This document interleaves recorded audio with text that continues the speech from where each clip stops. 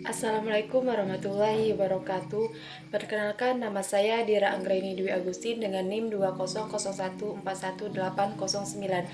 Di sini saya akan menampilkan video keterampilan berbahasa yang terutama berbicara untuk berpendapat terkait sebuah buku sastra, buku cerita rakyat dengan judul buku Timun Emas, dengan nama pengarang buku yaitu Dede Firmansyah dan ilustrator yaitu Yul Riza dan Rizky Priyatna.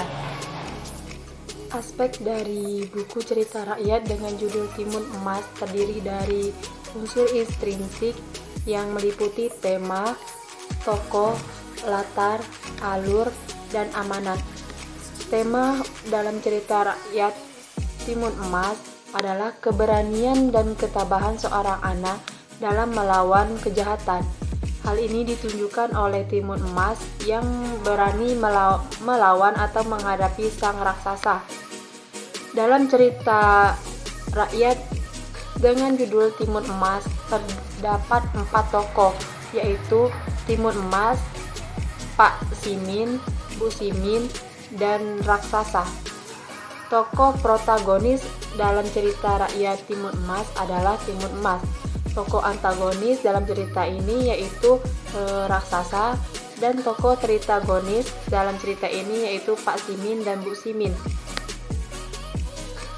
Latar dalam cerita rakyat Timun Emas meliputi tempat yang dibuktikan dengan desa yang sunyi. Latar waktu yaitu siang malam. Alur yang digunakan dalam cerita rakyat Timun Emas yaitu alur mundur, yang dapat dibuktikan dengan awal cerita diawali dengan kata pada kejadian zaman dahulu. Pesan moral yang bisa disampaikan kepada anak SD yaitu kita tidak boleh menyerah dan tidak boleh meremehkan hasil kerja keras seseorang meskipun kita berbeda status, fisik, dan derajat. Yang ketiga, apakah buku ini tepat sebagai media pembelajaran sastra anak? Menurut saya, buku ini sangat tepat sebagai media pembelajaran sastra anak karena dalam cerita rakyat mengajarkan untuk pantang menyerah dan tidak boleh meremehkan hasil kerja keras seorang meski berbeda status, fisik, dan derajat.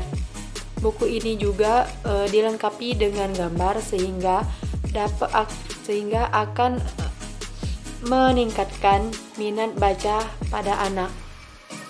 Buku ini juga bisa dikembangkan menjadi media pembelajaran interaktif seperti yang awalnya hanya media cetak yang berbentuk buku. Guru bisa mengembangkan dari cerita rakyat ini menjadi video pembelajaran seperti video animasi sehingga siswa lebih tertarik menyimak materi yang disampaikan oleh guru. Seperti guru meminta siswa untuk menentukan struktur cerita rakyat dari video yang telah mereka saksikan. Dan guru juga meminta setiap siswa mencari amanat yang disampaikan dalam video pembelajaran. Video pembelajaran yang digunakan juga bisa meningkatkan keterampilan mendengar aktif siswa. Baiklah, itu saja yang dapat saya sampaikan. Saya akhiri. Wassalamualaikum warahmatullahi wabarakatuh.